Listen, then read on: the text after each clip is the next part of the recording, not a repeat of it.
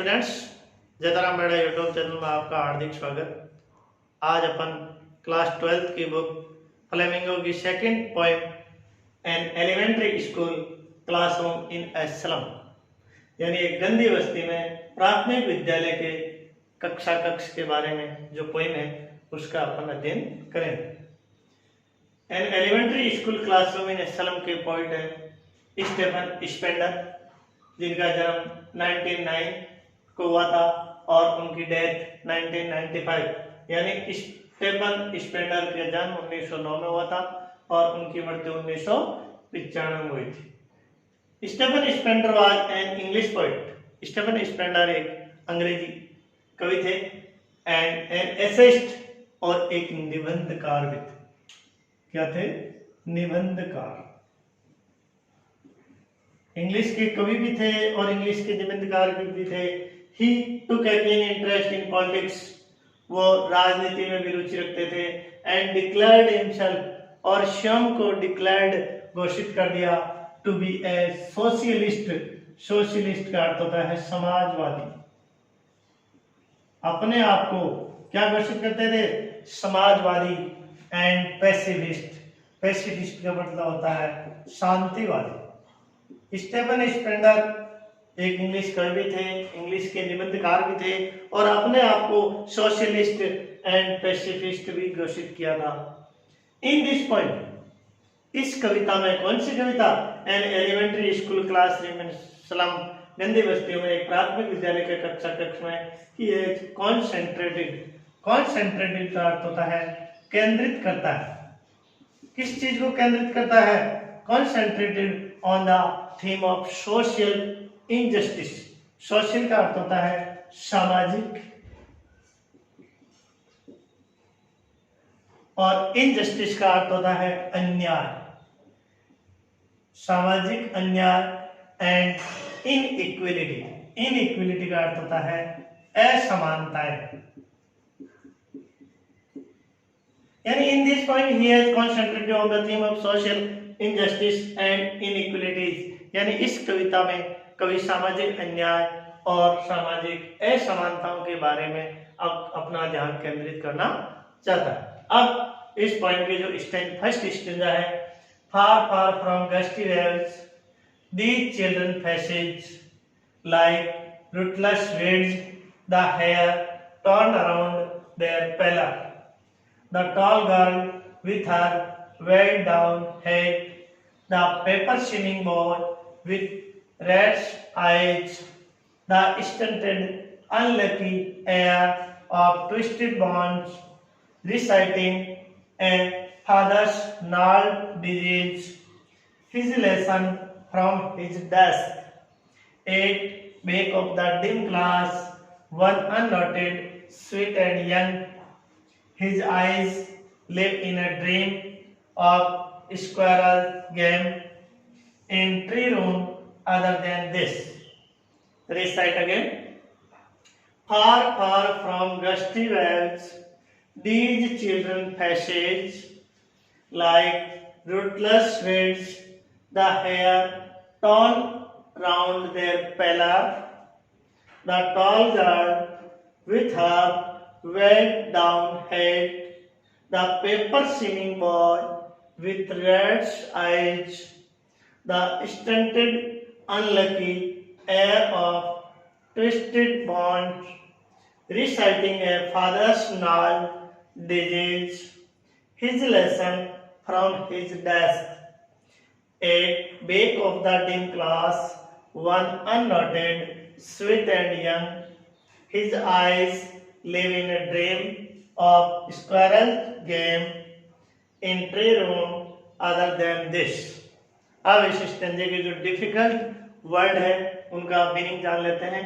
Gusty का अर्थ होता है तूफानी, रूटलेस का अर्थ होता है बिना जड़ के, वीड्स का अर्थ होता है खरपतवार या जंगली पौधे, टॉन का अर्थ होता है बिखरे हुए, पेलर का अर्थ होता है कलरलेस या येलो फेस, पीले चेहरे, स्टंटेड अविकसित, अनलकी दुर्भाग्यशाली, ट्विस्टेड विकृत, नाल्ड गांठदार, डिजीज बीमारी, अननोटेड किसी का ध्यान नहीं, स्क्वायरल गिलहरी, एयर उत्तराधिकारी और रिसाइटिंग दोहराते हुए। अब अपन इस पॉइंट के लाइन बाय लाइन एक्सप्लेनेशन करते हैं। फार फार फ्रॉम गस्टी वेल्स, फार फार का अर्थ होता है बहुत दूर, गस्टी वेल्स, गस्टी वेल्स का मतलब होता है वेल्स यानी लहरें, वेल्स का अर्थ होता है लहरें, समुद्री लहरों से बहुत दूर।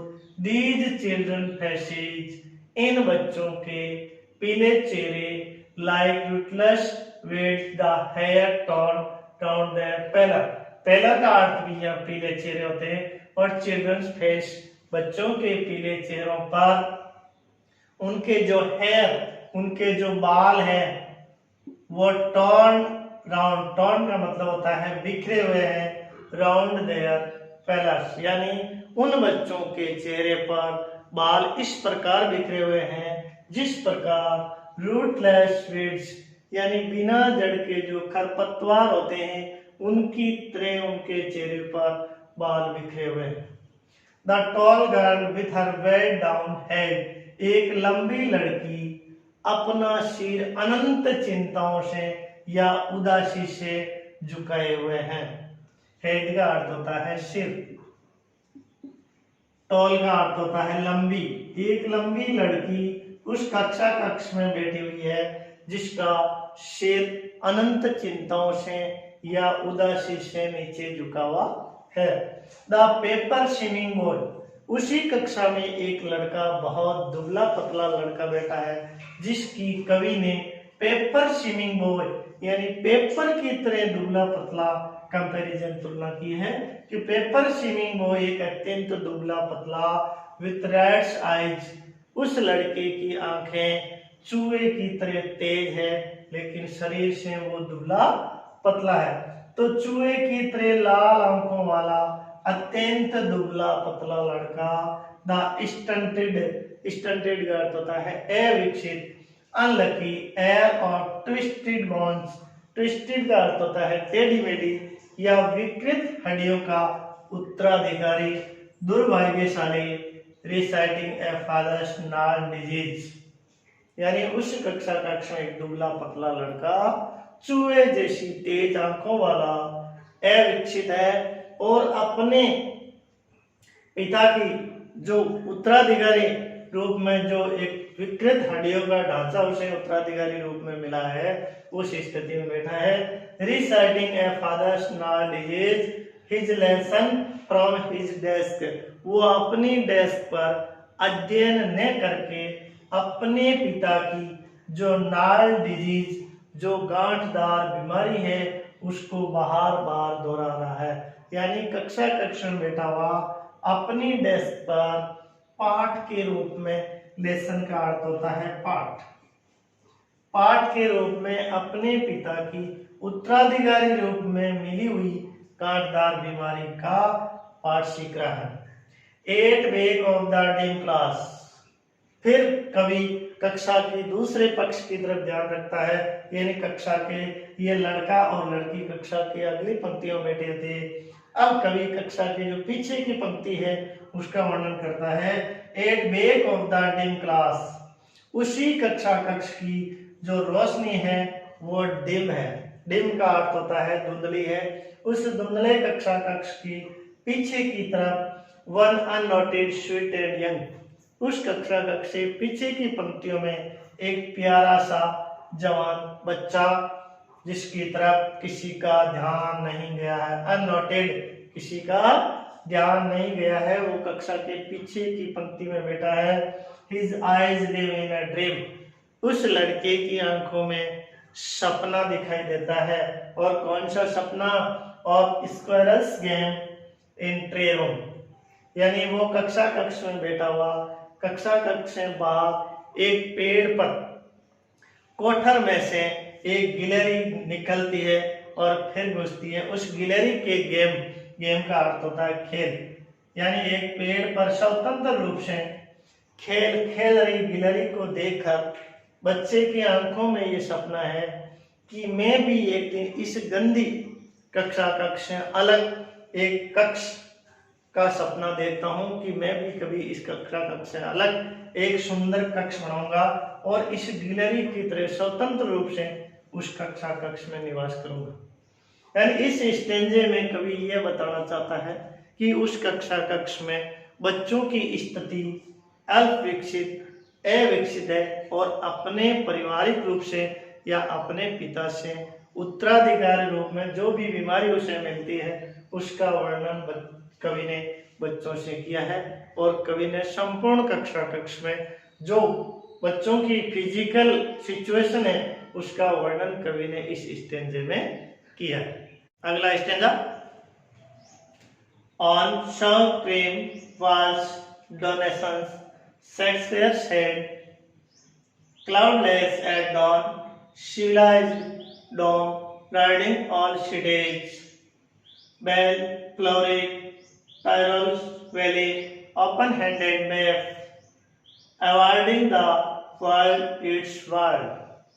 And yet, for these children, these windows not this map, their world, where all their futures painted with a fog and narrow street sailed in with a lead sky.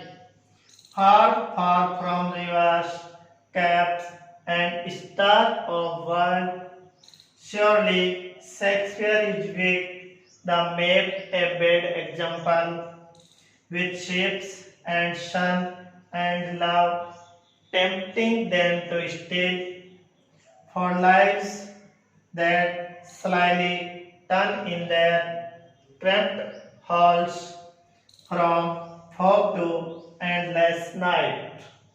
एक बार दोबारा, on shore cream walls donations Shakespeare's hand, cloudless at dawn, civilized dawn, riding all cities, bell, flowery, Tyrol's valley, open-handed map, awarding the world its world. And yet for these children, these windows not this map, their world, where all their futures painted with a fog, and narrow streets shaded in with a lead sky, far, far from rivers, caps and stars of words, surely Shakespeare is weak, the map a bad example, with ships and sun and love tempting them to steal for lives that slyly turn in their cramped halls from fog to endless night. अब अपन इन stranger के difficult word उनके meaning, donation miss दान में की गई वस्तुएं, don miss भोर प्रभात या सूर्य उदय से पहले का जो समय होता है उसे डॉन प्रभात उत्साह काल, डोम संस्थाएं, बेल घंटियां रखे हुए, फ्लोरी फूलों से भरी, अवार्डिंग दर्शाता है, वेदी घाटी, पेंटेड पुता हुआ या रंगी हुई, फॉग धुंध, सेल बंद है, लेड नीला दूसर, कैप्स अंतरिक्ष, विट अर्थहीन, टेम्पटिंग प्रलोभित कर रहे हैं, स्लाइली चालाकी से, क्रैप्ट संक्रिय और एंडलेस अनंत। अब अपन इस स्टेंज के line by line Hindi explanation करते हैं कि ऑन शोर क्रीम वाल्स, यानी पिछले स्टेंजे में कवि ने गंदी बस्तियों में प्राथमिक विद्यालय के कक्षा कक्ष में बैठे हुए लड़के लड़कियों या अदर स्टूडेंट की फिजिकल फीचर्स का वर्णन किया था। और इस स्टेंजे में कवि कक्षा कक्ष की उस जो भौतिक स्थिति है उसके बारे में हमें जानकारी उपलब्ध करवाता है कि on shore cream walls donation Shakespeare said. Shore cream walls का मतलब होता है फीकी या एप्रिय रंग से रंगी हुई वाल्स। वाल्स का अर्थ होता है दीवारें, यानी उस कक्षा कक्ष की दीवारों का जो रंग है वो हमें अप्रिय लग रहा है। डोनेशंस और उस कक्षा कक्ष में दान की गई वस्तुएं हैं वो सजावट के रूप में लगी हुई है, जिसमें शेक्सपियर के चेहरे का चित्र है, क्लाउडलेस एट डॉन, और एक चित्र ऐसा है जो प्रभात काल में क्लाउडलेस का मतलब होता है साफ आसमान, बिना बादलों का आकाश, क्लाउडलेस एट डॉन, प्रभात के समय किसी प्रकार के बादल नहीं छाए गए हैं। सिविलाइज्ड डोम राइडिंग ऑल सिटीज, और सभ्य समाज की इतनी बड़ी बड़ी संस्थाएं या गुंबद बने हुए हैं जो ऑल सिटीज, सभी शहरों से आसानी से देखे जा सकते हैं। यानी और उसी कक्षा में बेल्ट फ्लोरी टायरोल्स वैली का यानी ऑस्ट्रिया की टायरोल वैली का एक चित्र लगा हुआ है, जिसमें गिरजाघरों में घंटियों के बजने और फ्लोरी और फूलों से परिपूर्ण जो घाटी है उसका एक चित्र उस दीवार पर लगा हुआ है। और उसी दीवार पर ओपन हैंडेड मैप, एक खुले हाथों से बना हुआ यानी अपनी इच्छा अनुसार निर्मित संसार का नक्शा भी वहां लगा हुआ है। Awarding the world it's world, जो संसारिक या स्वतंत्र हाथों से बना हुआ संसार का नक्शा संसार की सुंदर सुंदर वस्तुओं का उल्लेखित करता हुआ वर्ल्ड में संसार, और ईच वर्ल्ड इसका मतलब होता है संसार की सुंदर वस्तुओं को अवॉर्डिंग दर्शाता हुआ एक नक्शा भी लगा हुआ है। तो उस कक्षा कक्ष की दीवारों पर क्या क्या लगा हुआ है? दान में दी गई वस्तुएं लगी हुई है, शेक्सपियर के चेहरे का चित्र लगा हुआ है, और प्रभात को दर्शाने वाला एक खुले आसमान का चित्र लगा हुआ है, और सिविलाइज्ड डॉम यानी सभ्य समाज की जो शैक्षणिक संस्थाएं बड़ी बड़ी गुंबज है उनके वो दिखाई देने वाला चित्र टंगा हुआ है। Bell flowery Tyrol valley, Austria की टायरोल वैली का भी चित्र प्रदर्शन करने वाला एक चार्ट भी उस दीवार पर लगा हुआ है, जिसमें गिरजाघर की घंटियां दर्शाई गई है और फूल अनेक प्रकार के दिखाए गए हैं। और उसी दीवार पर एक ओपन हैंडेड मैप यानी एक संसार की वस्तुओं को प्रदर्शित करने वाला एक नक्शा भी उस कक्षा कक्ष पर दीवारों को सजाने के लिए लगाया गया। अब आगे कवि क्या कहता है? And yet for the children, और लेकिन फॉर दी चिल्ड्रन का अर्थ होता है गंदी बस्तियों में निवास करने वाले बच्चे। तो उन बच्चों के लिए these Windows not this map there world. वो कवि कहता है कि उस दीवार पर लगा हुआ जो संसार का नक्शा है, उस नक्शे में उन गंदी बस्तियों में निवास करने वाले बच्चों को अपना कहीं स्थान दिखाई नहीं देता है। इसीलिए उन बच्चों के लिए नॉट दिस मैप, ये जो मैप जो नक्शा है वो उनके लिए संसार नहीं है, लेकिन दीज विंडोज देयर वर्ल्ड, लेकिन जो कक्षा कक्ष की जो खिड़कियां हैं उस खिड़कियों तक सीमित ही उनका संसार है। देयर का अर्थ होता है उनका संसार, कक्षा कक्ष की खिड़कियों तक ही सीमित। Where all their futures painted with fog, जहां all their futures, जहां उनका संपूर्ण फ्यूचर भविष्य है, पेंटेड पुता हुआ है विथ ए फॉग, फॉग का मतलब होता है धुंध, लेकिन यहाँ कवि ने पेंटेड विथ फॉग का अर्थ बताया है कि उन बच्चों का अनिश्चितता या अंधकार पूर्ण भविष्य है वो उन दीवारों पर टंगा हुआ। अंधकार पूर्ण का मतलब होता है कि दीवारों पर लगी हुई जो चित्र है वो उन लड़कों के लिए अर्थहीन है, उनका कोई संबंध उन सुंदर सुंदर तस्वीरों से नहीं है, क्योंकि उन बच्चों का जो जीवन यापन है a narrow street shell in with a lead sky. उन लड़कों का जो उस गंदी बस्तियों में रहने वाले बच्चों का जो जीवन यापन है ए नैरो स्ट्रीट, नैरो का अर्थ होता है संकरी या तंग, स्ट्रीट का अर्थ होता है गली।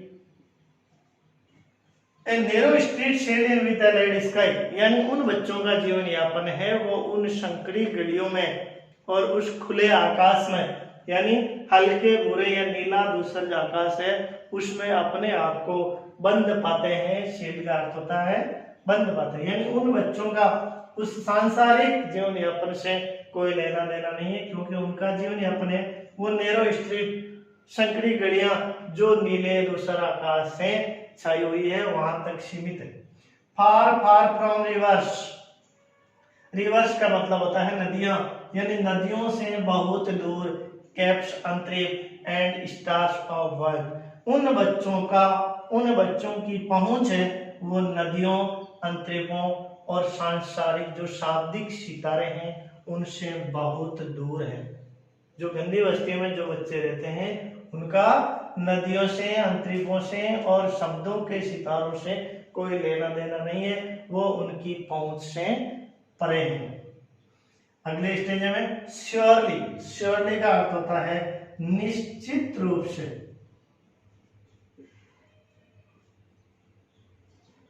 निश्चित रूप से। Surely Shakespeare is wicked. निश्चित रूप से जो कक्षा कक्ष की दीवार पर लगा हुआ जो शेक्सपियर का सुंदर चित्र है वो उन बच्चों के लिए अर्थहीन है।